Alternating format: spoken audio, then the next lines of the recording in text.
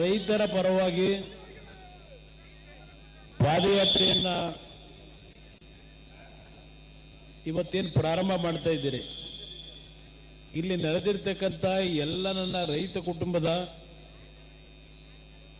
ಎಲ್ಲ ಆತ್ಮೀಯರು, ಹಿರಿಯರು, ಯುವಕ ಸ್ನೇಹಿತರಿಗೆ, ಯಾಕೆಂದ್ರೆ ನಾನು ಜನತಾದಳದ ಕಾರ್ಯಕರ್ತರು ಅಂತ ಹೇಳಲ್ಲ. ಜನತಾದಳ ಇರ್ತಕ್ಕಂಥದ್ದು ಈ ಪಕ್ಷ ಉಳಿದಿದ್ರೆ ಗ್ರಾಮೀಣ ಪ್ರದೇಶದ ರೈತ ಬಂಧುಗಳಿಂದ ಅನ್ನೋದನ್ನ ನಮ್ಮ ಜೀವನದಲ್ಲಿ ನಾವು ಮರೆಯೋರಲ್ಲ. ಇವತ್ತಿನ ಈ ಒಂದು ಪಾದಯಾತ್ರೆ ಕಾರ್ಯಕ್ರಮ ನಮ್ಮ ಬೈರಮಂಗಲ ಭಾಗದಲ್ಲಿ ಇರ್ತಕ್ಕಂಥ ಯಾವೊಂದು ಬಿಡದಿ ಇಂಟಿಗ್ರೇಟೆಡ್ ಟೌನ್ಶಿಪ್ನ ಹೆಸರಿನಲ್ಲಿ ಈ ಸರ್ಕಾರ ಫಲವತ್ತಾದ ಭೂಮಿಗಳನ್ನು ಈ ಕಾರ್ಯಕ್ರಮಕ್ಕೆ ತೆಗೆದುಕೋಬೇಕು ಅಂತಕ್ಕಂಥ ನಿರ್ಧಾರ ಮಾಡಿ ನೋಡ್ರು. ಪ್ರಥಮವಾಗಿ ಈ ಒಂದು ಭಾಗದ ಸುಮಾರು 150ಕ್ಕೂ ಹೆಚ್ಚಿನ ಜನ ನನ್ನ ಎದುರುಗಡೆ ಇರ್ತಕ್ಕಂಥ ನಮ್ಮ ತೋಟಕ್ಕೆ ಬಂದು ನಿಮ್ಮ ಬೆಂಬಲವನ್ನು ನಮಗೆ ನೀಡಬೇಕು, ಇವತ್ತು ನಮ್ಮ ರೈತರನ್ನ ಬೀದಿಗೆ ತರಲಿಕ್ಕೆ ಹೊರಟಿದ್ದಾರೆ ಅಂತಕ್ಕಂಥ ಒಂದು ಮನವಿಯನ್ನು ಮಾಡಿದ ಮೇಲೆ ನಾನು ನಿಮ್ಮ ಜೊತೆಯಲ್ಲಿದ್ದೇನೆ, ಧೈರ್ಯವಾಗಿ ನಿಮ್ಮ ಹೋರಾಟ ಮುಂದುವರಿಸಿ ಅಂತಕ್ಕಂಥದ್ದನ್ನ ಹೇಳಿದ್ದೆ. ಇವತ್ತು ನಾನು ಈ ಭಾಗದ ರೈತರಿಗಷ್ಟೇ ಅಲ್ಲ, ವಿಶೇಷವಾಗಿ ರೈತ ಕುಟುಂಬದ ನನ್ನ ಸಹೋದರಿಯರು, ತಾಯಂದಿರು ನಿರಂತರವಾಗಿ 516 ದಿನಗಳ ಕಾಲ ಯಾವುದೇ ರೀತಿಯ ಬೆದರಿಕೆಗಳಿಗೆ, ಯಾವುದೇ ರೀತಿಯ ಒಂದು ವಿಕೋಪದಲ್ಲಿ, ಇಲ್ಲಿ ಮಳೆ ಆದಾಗ, ಬಿಸಿಲಿದ್ದಾಗ ಯಾವುದನ್ನು ಲೆಕ್ಕಿಸದೆ ನಿರಂತರವಾಗಿ ನನ್ನ ತಾಯಂದಿರು ಇಲ್ಲಿ ಹೋರಾಟ ಮಾಡಿದ್ದೀರಿ. ಪ್ರಥಮವಾಗಿ ನಿಮ್ಮ ಹೋರಾಟಕ್ಕೆ ನನ್ನ ವಿಶೇಷವಾಗಿ ನನ್ನ ಸಹೋದರಿಯರು, ತಾಯಂದಿರು ಈ ಭಾಗದಲ್ಲಿ ನಿಂತಿರಿ. ನಿಮ್ಮ ಒಂದು ಕುಟುಂಬದ ಆಸ್ತಿಗಳನ್ನು ಉಳಿಸ್ಕೋಬೇಕು ಅಂತ ಹೇಳಿ ನಿಮ್ಮ ಒಂದು ಬಿಟ್ಟ ನಿಲುವೇನಿದೆ, ಅದಕ್ಕೆ ನಾನು ಪ್ರಥಮವಾಗಿ ನನ್ನ ತಾಯಂದಿರಿಗೆ, ಸಹೋದರಿಯರಿಗೆ ವಿಶೇಷವಾಗಿ ನನ್ನ ಕೃತಜ್ಞತೆಗಳನ್ನು, ಅಭಿನಂದನೆಗಳನ್ನು ಸಲ್ಲಿಸ್ತೀನಿ. ಇವತ್ತು ನಾವು ಇಲ್ಲಿ ಬಂದಿರತಕ್ಕಂಥದ್ದು ಯಾವುದೋ ಒಂದು ನಮ್ಮ ರಾಜಕೀಯದ ಸ್ವಾರ್ಥಕ್ಕಲ್ಲ. ನೀವೇನು 516 ದಿನಗಳಿಂದ ನಿಮ್ಮ ಹೋರಾಟ ಮಾಡ್ತಾ ಇದ್ದೀರಿ, ನಿಮ್ಮ ಹೋರಾಟವನ್ನು ಇವತ್ತು ಗೌರವಿಸುತ್ತೆ. ಈಗಿನ ಸರ್ಕಾರ ಈ ಭಾಗದ ಶಾಸಕರ ನಡವಳಿಕೆಗಳನ್ನು ಏನು ನೋಡ್ತಾ ಇದ್ದೇವೆ, ಆ ಹಿನ್ನೆಲೆಯಲ್ಲಿ ಇವತ್ತಿನ ದಿನ ಪಾದಯಾತ್ರೆಯ ಕಾರ್ಯಕ್ರಮವನ್ನು ನಿಗದಿ ಯಾಕೆ ಮಾಡಿದ್ದು? ನಮ್ಮ ಅಶೋಕಣ್ಣ ಅವರು ಇಲ್ಲಿ ಬಂದಿದ್ದಾರೆ. ಇವತ್ತು ರಾಜ್ಯದಲ್ಲಿ ಅಧಿಕೃತ ವಿರೋಧ ಪಕ್ಷದ ನಾಯಕರಾಗಿ ಪ್ರತಿನಿಧಿಸ್ತಾ ಇದ್ದಿರ್ತಕ್ಕಂಥದ್ದೇನಿದೆ, ಬಿಜೆಪಿಯ ನಾಯಕರೇನಿದ್ದಾರೆ, ನಮ್ಮ ಪಕ್ಷದ ಸುರೇಶ್ ಬಾಬು ಅವರ ಜೊತೆಯಲ್ಲಿ ನಮ್ಮ ಪಕ್ಷದ ಎಲ್ಲ ಶಾಸಕ ಮಿತ್ರರು, ಮಾಜಿ ಶಾಸಕ ಮಿತ್ರರು, ಯಾಕೆಂದ್ರೆ ಎಲ್ಲರೂ ಇದ್ದಾರೆ ಇಲ್ಲಿ. ನಮ್ಮ ಮಂಡ್ಯ ಜಿಲ್ಲೆಯ ಎಲ್ಲ ನಾಯಕರು ಇದ್ದಾರೆ. ಒಬ್ಬೊಬ್ಬರ ಹೆಸರನ್ನ ಹೇಳಲಿಕ್ಕೆ ಹೋದ್ರೆ ಸಮಯ ಆಗ್ತದೆ. ಪಕ್ಕದ ಚಿಕ್ಕಬಳ್ಳಾಪುರದಿಂದಲೂ ಬಂದಿದ್ದೀರಿ, ತುಮಕೂರು ಜಿಲ್ಲೆಯಿಂದ ಬಂದಿದ್ದೀರಿ, ಚಿತ್ರದುರ್ಗದ ನಮ್ಮ ರೈತರು ಕಾಣ್ತಾ ಇದ್ದೀರಿ, ಇಲ್ಲಿ ಎಲ್ಲ ಕಡೆಯಿಂದ ಬಂದಿದ್ದಾರೆ. ನಿಮ್ಮ ಈ ಒಂದು ಬೆಂಬಲಕ್ಕೆ ನನ್ನ ಈ ಭಾಗದ, ನನಗೆ ರಾಜಕೀಯವಾಗಿ ಜನ್ಮ ಕೊಟ್ಟಿರ್ತಕ್ಕಂಥ ಈ ಜಿಲ್ಲೆಯ ಜನರ ಪರವಾಗಿ ಇವತ್ತು ನೀವೆಲ್ಲ ಇಲ್ಲೇನು ಸಾವಿರಾರು ಸಂಖ್ಯೆಯಲ್ಲಿ ನೆರೆದಿದ್ದೀರಿ ಬೆಳಗ್ಗೆಯಿಂದ, ನಿಮಗೆಲ್ಲರಿಗೂ ನನ್ನ ಕೃತಜ್ಞತೆಗಳು. ನನ್ನ ರೈತ ಬಾಂಧವರು, ನನ್ನ ತಾಯಂದಿರ ಪರವಾಗಿ ಇವತ್ತು ಈ ಬಿಡದಿಯ ಒಂದು ಯೋಜನೆ ಏನಿದೆ, ಕಾಂಗ್ರೆಸ್ ನಾಯಕರುಗಳು ನಮ್ಮ ಮೇಲೆ ದೋಷ ಕೊಡ್ತಾ ಇದ್ದಾರೆ. ಬಹುಶಃ ಯಾರಾದರೂ 2006ರಲ್ಲಿ ಹಿರಿಯರು ಈ ಭಾಗದಲ್ಲಿ ಇನ್ನೂ ಉಳಿದಿದ್ರೆ ಅವರಿಗೆ ವಿಷಯ ಗೊತ್ತಿದೆ. ಬಹುಶಃ 2006 ಈ ಒಂದು ಯೋಜನೆ ಪ್ರಾರಂಭ ಮಾಡಬೇಕು ಅಂತಕ್ಕಂಥದ್ದು ನಾವೇನಿಟ್ಟಿರಲಿಲ್ಲ. ನಿನ್ನೆ ದಿನ ನಾನು ಯಾವ ಬೆಂಗಳೂರು ಮೈಸೂರು ರಸ್ತೆ BMICPA ಪ್ರಾಜೆಕ್ಟ್ನ ಬಗ್ಗೆ ಅವತ್ತು ಒಂದು ತೀರ್ಮಾನ ಏನಾಗಿತ್ತು, ಆ ತೀರ್ಮಾನದ ಪ್ರಕಾರ 5 ಟೌನ್ಶಿಪ್ಗಳನ್ನು ಮಾಡ್ತಕ್ಕಂಥ ಒಂದು ಕಾರ್ಯಕ್ರಮ ಏನಿತ್ತು, ಅದು ಯಾವುದನ್ನೂ ಮಾಡದೆ ಬೆಂಗಳೂರು ನಗರದಲ್ಲಿ ಒತ್ತಡಗಳೇನಿತ್ತು ಆ ಒತ್ತಡಗಳನ್ನು ಸರಿಪಡಿಸಲಿಕ್ಕೆ ಏನು ಮಾಡಬಹುದು ಅಂತ ಹೇಳಿ ಕೆಲವು ಪ್ರಪೋಸ್ಗಳನ್ನ ಇಟ್ಟಂತದ್ದು. ನಮ್ಮ ಕಾಲದಲ್ಲಾಗಲಿ ಬಿಜೆಪಿಯ ಕಾಲದಲ್ಲಾಗಲಿ ನಾವು ಈಗಿನ ಸರ್ಕಾರದಲ್ಲಿ ದ ಗ್ರೇಟ್ ಶಿವಕುಮಾರ್ ಯಾವೊಂದು ಪ್ರಾಥಮಿಕ ಅಧಿಸೂಚನೆ ಅಂತಿಮ ಅಧಿಸೂಚನೆಯನ್ನೇನು ಹೊರಡಿಸಿದ್ದಾರೆ 2025ನೇ ಇಸ್ವಿವರೆಗೆ ಈ ಭಾಗದಲ್ಲಿ ಯಾವುದೇ ಭೂಮಿಯನ್ನ ನಾವು ಪ್ರಾಥಮಿಕ ಅಧಿಸೂಚನೆಯನ್ನ ಹೊರಡಿಸಿರಲಿಲ್ಲ. ಇವತ್ತು ಈ ಭಾಗದಲ್ಲಿ ಈ ಅಧಿಸೂಚನೆಯನ್ನು ಹೊರಡಿಸಿದ್ದಾರೆ. ಈಗ ಬರಬೇಕಾದರೆ ಒಂದು ಸಂದೇಶ ನೋಡಿದೆ. ಈ ಸಂದೇಶದಲ್ಲಿ ಮುಖ್ಯಮಂತ್ರಿಗಳು ಇವತ್ತು ಹೇಳಿದ್ದಾರೆ, ನಾನು ಈ ಭಾಗದ ರೈತ ಬಂಧುಗಳಿಗೆ ಮನವಿ ಮಾಡ್ತೇನೆ, ಈ ವಿದೇಶಗಳಲ್ಲಿ ಇರ್ತಕ್ಕಂಥ ಇಂಟರ್ನ್ಯಾಷನಲ್ ರಸ್ತೆಗಳು, ಉದ್ಯಾನವನ, ದೊಡ್ಡ ದೊಡ್ಡ ಕಾರ್ಖಾನೆಗಳು, ದೊಡ್ಡ ದೊಡ್ಡ ಬಿಲ್ಡಿಂಗ್ಗಳನ್ನ ಕಟ್ಟಿ ಈ ಭಾಗದ ಜನರ ಬದುಕಿಗೆ, ಈ ಭಾಗದ ಯುವಕರಿಗೆ ಉದ್ಯೋಗವನ್ನು ಕೊಡ್ತೀವಿ ಅಂತಕ್ಕಂಥ ಒಂದು ಸಂದೇಶ ಕೊಟ್ಟಿದ್ದಾರೆ. ಈಗೇನು 2 ಕೋಟಿ ಹಣ ನಿಗದಿಯಾಗಿತ್ತು, ಇವತ್ತಿನ ಸಂದೇಶದಲ್ಲಿ ನಿಮ್ಮ ಟಿವಿ ಇದರಲ್ಲಿದ್ದರು ನೋಡಿ, ಫೋನ್ಗಳಲ್ಲಿ 2 ಕೋಟಿಯಿಂದ 3 ಕೋಟಿ ಹೋಗೋರೀಗ. ಇದೇನು ಚೌಕಾಸಿ ವ್ಯಾಪಾರವಾ? ಚೌಕಾಸಿ ವ್ಯಾಪಾರವಾ? ಇಲ್ಲಿ ಪಾಪ ಕನಕಪುರದವರೊಬ್ಬರು ದಲಿತ ಮುಖಂಡರು ಬಂದಿದ್ದಾರೆ. ನೀವು ಪೊಲೀಸ್ ಅಧಿಕಾರಿ ಬೇರೆ ಆಗಿದ್ರಲ್ವಾ, ಒಂದಿಷ್ಟು ರೆಕಾರ್ಡ್ಸ್ ಇಟ್ಕೊಂಡ್ ಬಂದವರು ಇಲ್ಲಿ ನೋಡಿ. ಕನಕಪುರದಲ್ಲಿ ಆ ದಲಿತರ ಭೂಮಿನ, ತೋಟಿ ಜಮೀನ ಲೂಟಿ ಮಾಡಿ ಅವರ ರೆಕಾರ್ಡ್ ಇಲ್ಲಿ ಇಟ್ಕೊಂಡು ಕೂತವ್ರೆ. ಕಳೆದ 10 ವರ್ಷದಿಂದ ಅಲಿತಾವ್ರೆ. ಇದು ಈ ಮಹಾನುಭಾವ ಮಾಡಿರೋದು. ಇದು ಸುಮ್ಮನೆ ಇಲ್ಲಿ ಬಂದಿರೋದು ಹೇಳ್ತಾ ಇದ್ದೀನಿ ನಮ್ಮ ರೈತ ಬಂಧುಗಳಿಗೆ. ಇವತ್ತು ಯಾವ ಒಂದು PMIC ಪ್ರಾಜೆಕ್ಟ್ ಇದೆ, ಆ ಪ್ರಾಜೆಕ್ಟ್ ನಲ್ಲಿ ಬೆಂಗಳೂರು ಸುತ್ತಮುತ್ತ ಇರ್ತಕ್ಕಂಥ ಹಲವಾರು ರೈತರು ಅವರ ಜಮೀನುಗಳನ್ನ ಇಲ್ಲಿವರೆಗೆ 30 ವರ್ಷದಿಂದ 1 ನಯಾ ಪೈಸಾ ದುಡ್ಡು ಕೊಟ್ಟಿಲ್ಲ. ಅವರಿಗೆ ಸೈಟ್ ಕೊಡ್ತೀವಿ ಅಂತ ಹೇಳಿದ್ರು. 4,000 ಕುಟುಂಬಕ್ಕೆ ಇನ್ನೂ ಸೈಟ್ ಕೊಟ್ಟಿಲ್ಲ. 30 ವರ್ಷದ ಕಾರ್ಯಕ್ರಮ. ಶಿವಕುಮಾರ್ ಅವರೇ, ನೀವೇ BMICPA ಅಂತ ಹೇಳಿ ಅಥಾರಿಟಿ ಮಾಡಿ, ಆ ಅಥಾರಿಟಿಯ ಅಧ್ಯಕ್ಷರು ಆ BMIC ಪ್ರಾಜೆಕ್ಟ್ಗೆ ಏನಪ್ಪ ಮಾಡಿದ್ದು ನೀವು? ಅದನ್ನೇ ಮಂಜಣ್ಣ ಅವ್ರು ಕೇಳ್ತಾ ಇರೋದು. ಇವತ್ತು 5 ಟೌನ್ಶಿಪ್ ಮನೆ ಹಾಳಾಗೋಗ್ಲಿ. ಬೆಂಗಳೂರು ಸುತ್ತಮುತ್ತ ರೈತರನ್ನ ಒಕ್ಕಲೆಬ್ಬಿಸಿ ಪೊಲೀಸ್ ಲಾಠಿ ಚಾರ್ಜ್ ಮಾಡಿ ಹಲವಾರು ಬಡ ರೈತ ಕುಟುಂಬದ ಹಲವಾರು ಯುವಕರನ್ನ ಜೈಲಿಗೆ ಕಳಿಸಿ ಇವತ್ತಲ್ಲಿ ಜಮೀನು ಲೂಟಿ ಮಾಡಿದಿರಲ್ಲ.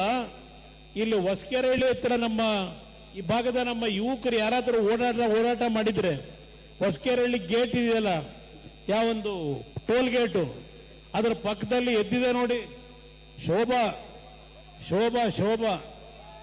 ಯಾರ್ದಪ್ಪ ಅದು? ಅದು ನಿಮಗೆ ಮಾಡಲಿಕ್ಕೆ NOC ಕೊಡ್ತಾನೆ. ಇವ್ರ ಅಪ್ಪನ ಮನೆಯಿಂದ ಕೊಟ್ಟನಾ ಆ ನೈಸ್ ಕಂಪನಿಯವನು? ಇದನ್ನೇ ನಾನು ನಿನ್ನೆ ಪ್ರಶ್ನೆ ಮಾಡಿರೋದು. ಇವತ್ತು ಅಲ್ಲಿ ನಾನು ಹೇಳ್ತಾ ಇರೋದಲ್ಲ, ಈ ರಾಜ್ಯದ ಹೈಕೋರ್ಟ್ನಲ್ಲಿ ಒಂದು ತೀರ್ಪು ಕೊಟ್ಟಿದ್ದಾರೆ ಕಳೆದ 15 ದಿವಸದಿಂದ. ಕಳೆದ 23 ವರ್ಷಗಳಿಂದ ಸಾವಿರಾರು ರೈತರುಗಳಿಗೆ ಇನ್ನೂ 2000ನೇ ಇಸ್ವಿನಲ್ಲಿ ಅಧಿಸೂಚನೆಯನ್ನು ಹೊರಡಿಸಿದ್ರು KIDBಯಿಂದ, ಇನ್ನೂ ಹಣ ಕೊಟ್ಟಿಲ್ಲ ಅವರಿಗೆ. ಕೋರ್ಟ್ನಲ್ಲಿ ಹೇಳ್ತಾರೆ KIDB ಅವರು ಮತ್ತೆ ನೈಸ್ ಕಂಪನಿ ಮಾಲೀಕ, KIDBಯ ಇರ್ತಕ್ಕಂಥ ಆಕ್ಟ್ ಏನಿದೆ, ನಾವು ಯಾವೊಂದು ಭೂಮಿನ ರೈತರ ಭೂಮಿನ ವಶಪಡಿಸ್ಕೊತೀವಿ, ಅದು ತಕ್ಷಣಕ್ಕೆ ನಮ್ಮ ರಾಜ್ಯ ಸರ್ಕಾರದ ಆಸ್ತಿ. ನಾವು ಯಾವಾಗ ಬೇಕಾದರೂ ದುಡ್ಡು ಕೊಡಬಹುದು. 10 ವರ್ಷ ಆಗಬಹುದು, 20 ವರ್ಷ ಆಗಬಹುದು. ನಮಗೆ ಆ ಪವರ್ ಇದೆ ಅಂತ ಹೇಳಿ ಕೋರ್ಟ್ ಮುಂದೆ ಹೇಳ್ತಾರೆ. ಈ ಭಾಗದ ನನ್ನ ರೈತ ಬಂಧುಗಳು ಯಾವ ಹೋರಾಟ ಮಾಡ್ತಾ ಇದ್ದೀರಿ, ಆ ಪರಿಸ್ಥಿತಿಗೆ ನಿಮ್ಮನ್ನು ದೂಡ್ತಾರೆ. ಈಗೇನೋ 4 ಜನಕ್ಕೆ ಮಿಠಾಯಿ ಹಂಚವ್ರೆ ನೋಡ್ತಾ ಇದ್ದೀನಿ. ಕೆಂಪೈನಪಾಳ್ಯದಲ್ಲಿ ಮತ್ತಿನ ಯಾವ್ದು ಒಡೆರಳ್ಳಿನ ಅಲ್ಲಿ ಆರೋಹಳ್ಳಿಗೆ ಬರುತ್ತೆ. ಆ ಭಾಗದಲ್ಲಿ 4 ಜನ 5 ಜನಕ್ಕೆ 3 ಗುಂಟೆ 4 ಗುಂಟೆಗೆ ಇವತ್ತು ಏನು ಚೆಕ್ ಕೊಟ್ಟಿದ್ದೀವಿ ಅಂತ ಹೇಳಿ ಮಾಧ್ಯಮದ ಸ್ನೇಹಿತರ ಮುಂದೆ. ಯಾರಪ್ಪ ಇವರಿಗೆ ಪವರ್ ಕೊಟ್ಟಿರೋದು? ಕಚೇರಿಲಿ ಕೂತ್ಕೊಂಡು ಅಧಿಕಾರಿಗಳ ಮುಖಾಂತರ ಅವ್ರ ಅಕೌಂಟಿಗೆ ಚೆಕ್ ಹೋಗಬೇಕು. ಬೀದಿಲಿ ಚೆಕ್ ಹಿಡ್ಕೊಂಡ್ಬಿಟ್ಟು ಚೆಕ್ ಕೊಟ್ಟಿದ್ದೀನಿ ನೋಡಿ, ಇದನ್ನ ಹೇಳ್ಕೊಂಡು ಯಾವ ವ್ಯಾಪಾರ ಮಾಡಕ್ ಹೊರಟಿದ್ದೀರಪ್ಪ? ಇಲ್ಲಿ ಅಶೋಕ್ ಅವರೊಂದು ಮಾತು ಹೇಳಿದ್ರಲ್ಲ, ಅರ್ಥ ಮಾಡ್ಕೊಳ್ಳಿ. ಇವತ್ತು ಯಾವ ನೈಸ್ ಪ್ರಾಜೆಕ್ಟು ಇವತ್ತು ಹೇಳ್ತಾರೆ ದೇವೇಗೌಡರು ಕೂಸು ಅಂತಾರೆ. ಹೌದಪ್ಪ, ದೇವೇಗೌಡರು ಕೂಸೆ ಅದು. ದೇವೇಗೌಡರು ರೈತರ ಭೂಮಿನ ಇವತ್ತು ಕಾನೂನು ಬಾಹಿರವಾಗಿ ವಶಪಡಿಸ್ಕೊಂಡು ಮಾಡಿ ಅಂತ ಹೇಳಿಲ್ಲ. ಆ ಕಂಪನಿಗೆ ಹೇಳಿದ್ರು ಯಾವುದೇ ರೀತಿಯಲ್ಲಿ ಸರ್ಕಾರದಿಂದ ಒಂದು ನಯಾ ಪೈಸಾ ಕೊಡಲ್ಲ, ಆ ದುಡ್ಡನ್ನ ನೀನೇ ಇನ್ವೆಸ್ಟ್ಮೆಂಟ್ ಮಾಡಬೇಕು ಅಂತ ಹೇಳಿದ್ರು.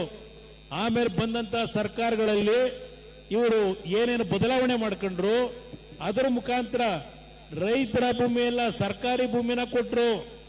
ಸರ್ಕಾರಿ ಭೂಮಿನ ತಗೊಂಡೋಗಿ ಫ್ಲೆಡ್ಜ್ ಮಾಡ್ದ ಅವನು. ICICI ಬ್ಯಾಂಕಿಗೆ ಕೊಟ್ಟು ಅಲ್ಲಿ 150 ಕೋಟಿ ಸರ್ಕಾರದ ಆಸ್ತಿ ತಗೊಂಡೋಗಿ ಮಾರ್ಟ್ಗೇಜ್ ಮಾಡಿ 150 ಕೋಟಿ ತಂದು ಸರ್ಕಾರಿ ಕಟ್ಟದ, ಸರ್ಕಾರದ ಭೂಮಿ ತಗೊಂಡು. ಇದು ನಡ್ಕೊಂಡ್ಬಂದಿರೋದು ಹಲವಾರು ವಿಷಯ ಇದೆ. ನಾನು ಅದರ ಬಗ್ಗೆ ಈಗ ಮಾತನಾಡಲ್ಲ.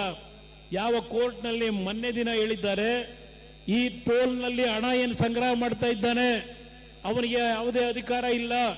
ಟೋಲ್ನ ಕಟ್ತಾ ಇರ್ತಕ್ಕಂಥ ಹಣ ಏನಿದೆ ಈ ಸರ್ಕಾರ ಅವರ ಜೊತೆ ಶಾಮೀಲಾಗಿದ್ದಾರೆ. ಇದನ್ನ ನಿಲ್ಲಿಸಬೇಕು ಅನ್ನೋದನ್ನ ನಾನು ಹೇಳ್ತಿಲ್ಲ. ಈ ರಾಜ್ಯದ ಗೌರವಾನ್ವಿತ ಹೈಕೋರ್ಟ್ನಲ್ಲಿ ತೀರ್ಪು ಕೊಟ್ಟಿರ್ತಕ್ಕಂಥದ್ದು. ಅದರಿಂದ ನಾನು ನಾಡಿನ ಜನತೆಗೆ ನಿನ್ನೆ ಹೇಳಿದೆ, ಯಾರು ನೀವು ಟೋಲ್ನಲ್ಲಿ ಹಣ ಕಟ್ಟಬೇಡಿ. ಇವತ್ತು ಈ ವಿಷಯದಲ್ಲಿ ಯಾವ ತೀರ್ಪು ಬಂದಿದೆ ಅದನ್ನ ಇವತ್ತು ಫಾಲೋ ಮಾಡಬೇಕು ಅಂತ ಹೇಳಿದ್ದೇನೆ. ಯಾರು ಹಣ ಕಟ್ಟಬೇಕಾದ ಅವಶ್ಯಕತೆ ಇಲ್ಲ. ಈಗ ಅಶೋಕ್ ಅವರು ಹೇಳಿದ್ರಲ್ಲ, ಆ ನೈಸ್ದು ಅಸೆಂಬ್ಲಿಲಿ ಅಶೋಕ್ ಅವರೆಲ್ಲ ಚರ್ಚೆ ಮಾಡ್ತಾರೆ ಮುಂದಕ್ಕೆ. ಇವತ್ತು ನಮ್ಮ ಪಕ್ಷದ ಶಾಸಕರುಗಳು ತೀರ್ಮಾನ ಮಾಡಿದ್ದಾರೆ, ಚರ್ಚೆ ಮಾಡೋಣಂತೆ. ಆದರೆ ಒಂದು ಇವತ್ತು ಸತ್ಯ ಶೋಧನಾ ಸಮಿತಿ ಹೇಳಿದ್ರಲ್ಲ ನಮ್ಮ ಅಶೋಕಣ್ಣ ಅವರು, ಇಲ್ಲೇ ಇಟ್ಕೊಂಡಿದ್ದೀನಿ ನೋಡಿ. ಇದು ಕಾಂಗ್ರೆಸ್ನವರು 2006ರಲ್ಲಿ ಈ ಸತ್ಯ ಶೋಧನಾ ಸಮಿತಿಯ ರಿಪೋರ್ಟ್ ಕೊಟ್ಟಿರ್ತಕ್ಕಂಥದ್ದು. ನನ್ನ ರೈತ ಬಂಧುಗಳು, ನಮ್ಮ ಬೈರಮಂಗಲದ ನನ್ನ ತಾಯಂದ್ರು ಇಲ್ಲಿ ಕೂತಿದ್ರೆ ದಯವಿಟ್ಟು ನೋಡ್ಬೇಕಿಲ್ಲಿ. 2006ರಲ್ಲಿ ಯಾವ ಸತ್ಯಶೋಧನಾ ಸಮಿತಿ ಮಾಡಿದ್ರು, ಇಲ್ಲಿ ಇಬ್ಬರು ಮಹಾನ್ ನಾಯಕರು, ಒಬ್ರು ಇವತ್ತಿನ ವಿರೋಧ ಪಕ್ಷದ ನಾಯಕರು, ಇನ್ನೊಬ್ರು ಕಾಂಗ್ರೆಸ್ನ ಅಧಿನಾಯಕಿ.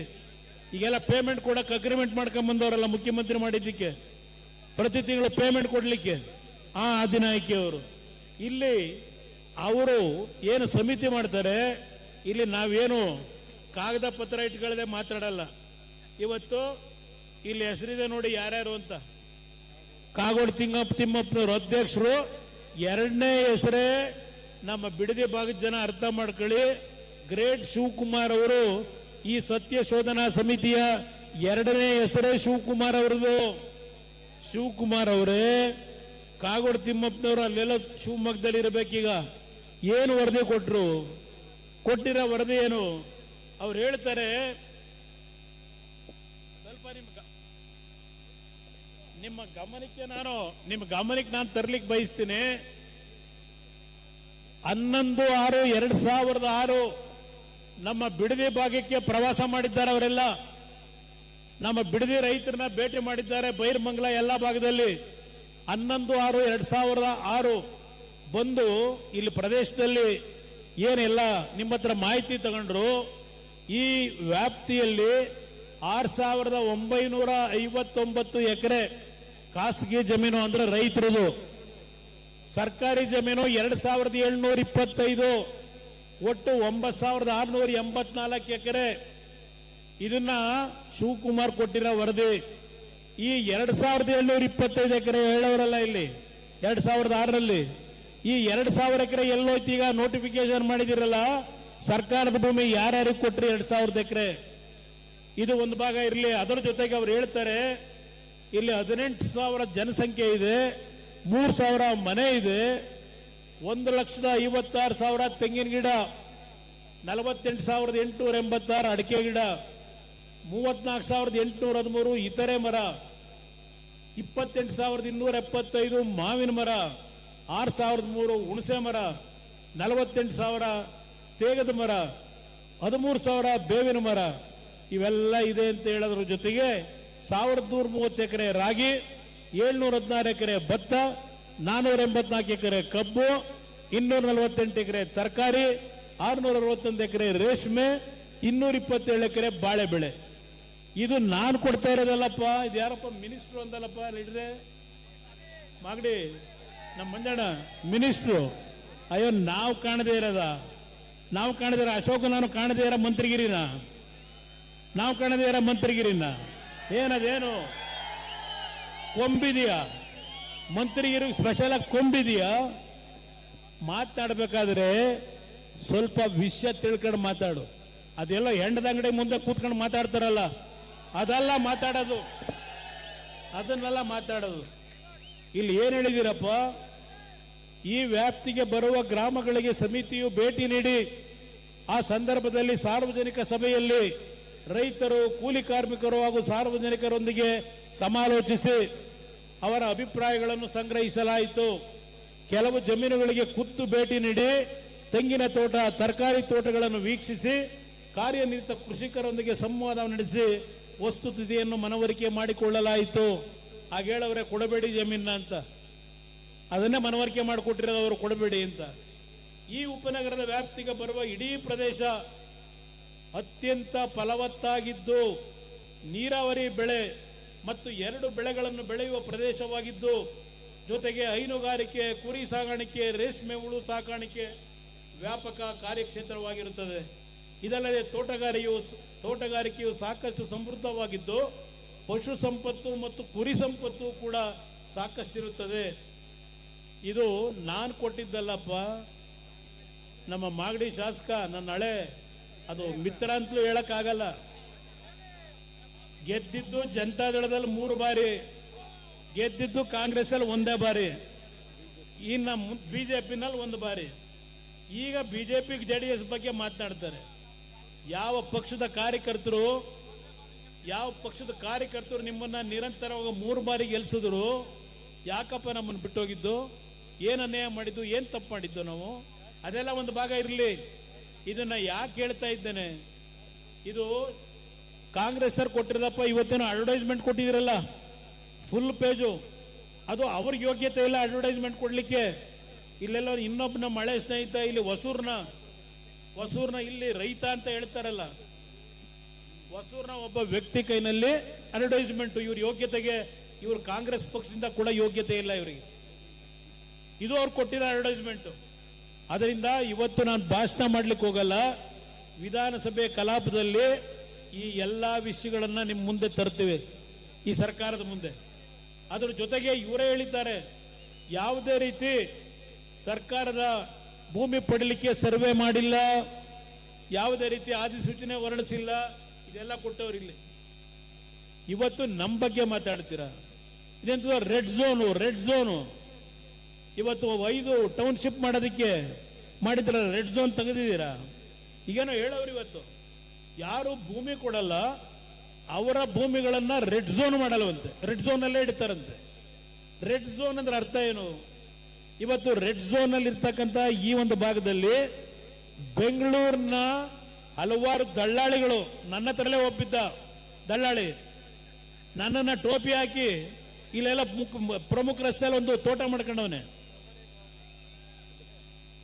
ದಳ್ಳಾಳಿ ಒಬ್ಬ. ಈಗ ಅಲ್ಲಿ ಸೇರ್ಕೊಂಡವನೆ, ಇಲ್ಲೆಲ್ಲ ಏನೇನು ಬೇಕೋ ಮಾಡ್ಕೊಂಡು ಅಲ್ಲಿ ಸೇರ್ಕೊಂಡು ಇಲ್ಲ ತೋಟ ತಗೊಂಡವನ. ಇಲ್ಲಿ ಮುಖ್ಯ ರಸ್ತೆಯಲ್ಲಿ ನಾನು ಕಾಣದೇ ಇರೋದ, ಇಲ್ಲಿ ನೋಡಿದೆ ಅವತ್ತು, ಇಲ್ಲಿ ನಿಂತಿದ್ದ. ಇಲ್ಲಿ ನಾವಿಲ್ಲಿ ಬಂದಾಗ ಮುಖ್ಯಮಂತ್ರಿ ಕರ್ಸ್ರಪ್ಪ ಅಂತ ಹೇಳಿದಾಗ, ಈಗ ಇಂಥವ್ರು ಜಮೀನು ಕೊಡಕ್ಕೆ ತಯಾರಾಗಿರೋದು. ಇಲ್ಲಿ ನನ್ನ ತಾಯಂದರು ಪ್ರತಿನಿತ್ಯ ರೇಷ್ಮೆ ಬೆಳೆದು ಹಾಲು ಕರೆದು ಜೀವನ ಮಾಡ್ತಾವ್ರಲ್ಲ, 6 ಲಕ್ಷ ಲೀಟರ್ ಹಾಲು ಹಾಕಿ ಇವರೆಲ್ಲ ಜಮೀನು ಕೊಡ್ತೀವಿ ಅಂತ ಹೇಳ್ತಿರೋದು. ಅಂತ ಪುಡಾರಿಗಳು ಇವತ್ತು ಭೂಮಿ ಕೊಡಕ್ಕೆ ತಯಾರಾಗವ್ರು. ಯಾಕೆಂದ್ರೆ ಅವ್ರು 10 ಲಕ್ಷ 5 ಲಕ್ಷ ಈ ರೇಟಲ್ಲಿ ಜಮೀನು ತಗೊಂಡಿದ್ರಾಗ ಈಗ 2 ಕೋಟಿ ಕೊಡ್ತೀವಿ ಅಂತ ಅವ್ರಿಗೆ ಬೇಕಾಗಿರೋದು. ಇಲ್ಲಿ ಯಾವ ಪಿತ್ರಾರಿತ ಆಸ್ತಿ ಇಟ್ಕೊಂಡು ಜೀವನ ಮಾಡ್ತಾ ಇದ್ದಾರೆ ಅವರು ಭೂಮಿ ಕೊಡಕ್ಕೆ ತಯಾರಿಲ್ಲದೆ ಇರೋರು, ಅವರು ಹೋರಾಟ ಮಾಡ್ತಿರೋದು.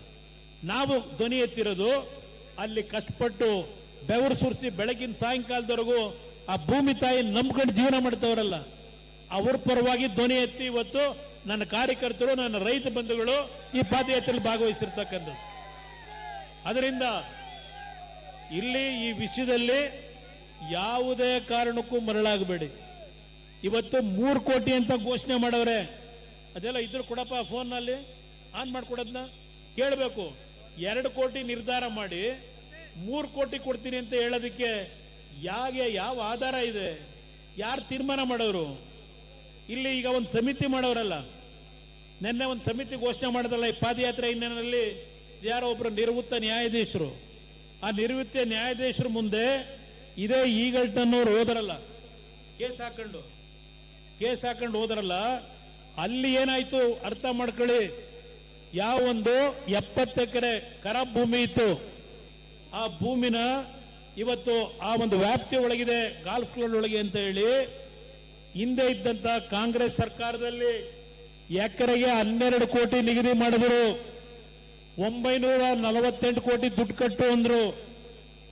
ಎಕರೆಗೆ 12 ಕೋಟಿ 15 ವರ್ಷದಿಂದ ಆಗಿದ್ರೆ ಅಲ್ಲಿ 12 ಕೋಟಿ ಸರ್ಕಾರ ಏನು ಫಿಕ್ಸ್ ಮಾಡ್ತು, ರಾಮನಗರದ ಜಿಲ್ಲಾಧಿಕಾರಿನ ಉಪಯೋಗ ಮಾಡ್ಕೊಂಡು ಇದೇ ಸತ್ಯಶೋಧನಾ ಸಮಿತಿ ಕಾಗೋಡು ತಿಮ್ಮಪ್ಪ ಕಂದಾಯ ಸಚಿವರು ಪಾಪ ವ್ಯಾಪಾರ ಮಾಡಕ್ ನೋಡಿದ್ರು, ಅವ್ರು ಕೊಡಕ್ ದುಡ್ಡಿರ್ಲಿಲ್ಲ.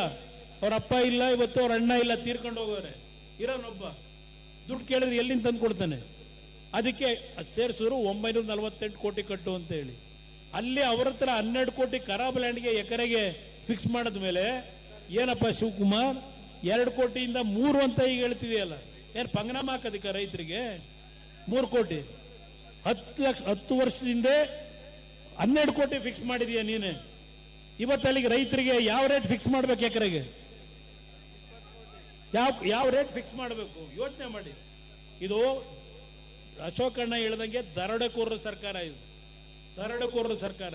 ಇದೊಂದು ಸರ್ಕಾರ ಅಂತ ಕರೀತೀರಾ? ಇವತ್ತು ಮಂತ್ರಿ ಆಗೋದಿಕ್ಕೆ ನಾನು ಹೇಳೋದಲ್ಲ, ಆ ಪಕ್ಷದ ಶಾಸಕರುಗಳು ಮಂತ್ರಿ ಆಗದೇ ಇದ್ದರು, ಹಿಂದೆ ಮಂತ್ರಿ ಆಗಿದ್ದಾರೆ ಹೇಳ್ತಾರೆ. ಏನ್ ಮಾಡೋದು? ನಮಗೆ 100 ಕೋಟಿ 150 ಕೋಟಿ ಕೇಳ್ತಾರೆ, ನಾವೆಲ್ಲಿಂದ ತಂದ್ಕೊಡೋದು? ಇದು ಈ ಸರ್ಕಾರ ನಡೀತಿರೋದು. ಇವತ್ತು ಆ ಮಂತ್ರಿ ಆಗನೋ 100 ಕೋಟಿನೋ 50 ಕೋಟಿನ ಕೊಟ್ಟು ಮಂತ್ರಿ ಆಗಿ ಯಾರ ತಲೆ ಹೊಡಿಬೇಕು? ನಮ್ಮ ರಾಜ್ಯದ ಜನತೆಯ ತಲೆ ಹೊಡಿಬೇಕು, ಆ ದುಡ್ಡು ಸಂಪಾದನೆ ಮಾಡಬೇಕಾದ್ರೆ. ಇದು ನಡೀತಾ ಇರ್ತಕ್ಕಂಥದ್ದು. ಅದರಿಂದ ಈ ಹೋರಾಟ ಇವತ್ತು 2 ಪಕ್ಷಗಳು ಸೇರಿ, ಅಶೋಕ್ ಅವರು ಇವತ್ತು ನಮ್ಮ ಜೊತೆಯಲ್ಲಿ ಸಾಂಕೇತಿಕವಾಗಿ ಮತ್ತು ಹಲವಾರು ನಮ್ಮ ಬಿಜೆಪಿ ಸ್ನೇಹಿತರುಗಳು ಇದ್ದೀರಿ. ಇವತ್ತು ಒಟ್ಟಾಗಿ ಇಂಥ ಒಂದು ಬ್ರಹ್ಮಾಂಡ ಭ್ರಷ್ಟಾಚಾರದ ಸರ್ಕಾರವನ್ನು ಕಿತ್ತೊಗಿಲಿಕ್ಕೆ ಇವತ್ತಿನಿಂದ ಬೈರಮಂಗಲದ ನನ್ನ ತಾಯಂದರು ಯಾವೊಂದು ನಿರಂತರ ಹೋರಾಟ ಮಾಡಿದ್ದೀರಿ. ನೀವು ಈ ಒಂದು ಫೌಂಡೇಶನ್ ಹಾಕಿದ್ದೀರಿ, ಬೈರಮಂಗಲ ಭಾಗದ ನನ್ನ ತಾಯಂದರು ಸಹೋದರಿಯರು. ಈ ಫೌಂಡೇಶನ್ ಅಷ್ಟು ಸುಲಭವಾಗಿ ಈ ಸರ್ಕಾರ ಕೆಡವಲಿಕ್ಕೆ ಸಾಧ್ಯ ಇಲ್ಲ. ಮುಂದಿನ ದಿನಗಳಲ್ಲಿ ರೈತ ಪರವಾದಂತ ಈ ನಾಡಿನ ಹಲವಾರು ಸಮಸ್ಯೆಗಳಿಗೆ ಪರಿಹಾರ ತರತಕ್ಕಂತ ಒಂದು ದಿನವನ್ನ ಕಾಣತಕ್ಕಂಥದಕ್ಕೆ ಇವತ್ತಿನ ಪಾದಯಾತ್ರೆ ದಿಕ್ಸೂಚಿ ಆಗ್ತದೆ. ಹಲವಾರು ಭಾಗದಿಂದ ಬಂದಿದ್ದೀರಿ, ಸಾಲ ತಡ ಆಗಿದೆ, ಕ್ಷಮಿಸಬೇಕು ನಿಮಗೆ. ಪಾದಯಾತ್ರೆಯನ್ನು ಶುರು ಮಾಡಿ ಏನು ಕೊನೆಯ ಘಟ್ಟಕ್ಕೆ ನಾವು ಹೋಗಬೇಕಾಗಿತ್ತು, ಇವತ್ತಿನ ದಿನ ಅಲ್ಲಿ ಹೋಗ್ತಕ್ಕಂಥದಕ್ಕೆ ನಿಮ್ಮೆಲ್ಲರ ಸಹಕಾರ ಕೊಡಿ. ಎಲ್ಲ ನನ್ನ ಪಕ್ಷದ ಹಲವಾರು ಭಾಗದಿಂದ ರಾಜ್ಯದಿಂದ ಬಂದಿರತಕ್ಕಂಥ ಎಲ್ಲ ನನ್ನ ಅಣ್ಣ ತಮ್ಮಂದರು, ಹಿರಿಯರು, ನನ್ನ ಸಹೋದರಿಯರು, ತಾಯಂದರು ಎಲ್ಲರಿಗೂ ಮತ್ತು ನನ್ನ ಬೈರಮಂಗಲ ಭಾಗದ 8 ಗ್ರಾಮದ ನನ್ನ ರೈತ ಹೋರಾಟಗಾರ ಮಹಿಳೆಯರು, ತಾಯಂದರು ಎಲ್ಲರಿಗೂ ನಾನು ನನ್ನ ಕೃತಜ್ಞತೆಗಳನ್ನ, ಅಭಿನಂದನೆಗಳನ್ನ ನಿಮಗೆಲ್ಲ ಸಲ್ಲಿಸಿ ಈ ಒಂದು ಪಾದಯಾತ್ರೆಯನ್ನ ಪ್ರಾರಂಭ ಮಾಡೋಣ ಅಂತ ಹೇಳಿ ನಿಮ್ಗೆ 1 2 ಮಾತು ಮುಗಿಸ್ತೇನೆ.